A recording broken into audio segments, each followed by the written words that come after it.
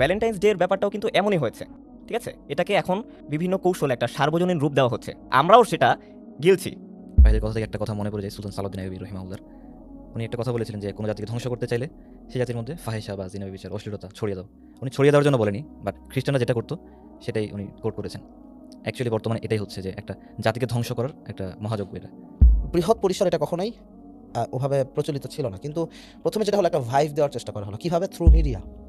আপনি দেখেন যে ভালোবাসা দিবস নিয়ে এত বেশি মাতামাতি কারা করে? আপনি রাস্তাঘাটে কি করতেছি? আপনি টিভি খুললেই আপনি দেখবেন ভালোবাসা দিবস উপলক্ষে বিশেষ নাটক প্রচারিত হবে রাত 8টার সময়। আপনি দেখবেন টিভি খুললেই ভালোবাসা দিবস উপলক্ষে বিশেষ ছাড়ে বিজ্ঞাপন। ডিসকাউন্ট। ভালোবাসা দিবস উপলক্ষে মানে বিশেষ ছাড়। আমরা এমনি ডিসকাউন্ট আমি নিব। আপনার ওই দিন উপলক্ষে আপনার ডিসকাউন্ট দেওয়া লাগবে না। মানে ইউ আর প্রমোটিং দিস, সহজ কথা। সূরা কাহাফের ৪ নম্বর আয়াতে আল্লাহ আমাদেরকে বলতেছেন যে আমি 31st নাইটের পডকাস্টেও বলেছিলাম যে এখানে আল্লাহ আমাদেরকে বলতেছেন, আমাদেরকে সতর্ক করতে বলতেছেন। মানে আমরা মুসলিমরা আল্লাহর পক্ষ থেকে এসেছি সতর্ক করতে তাদেরকে যারা বলে আল্লাহ সন্তান গ্রহণ করেছেন। নাউযুবিল্লাহ। হ্যাঁ?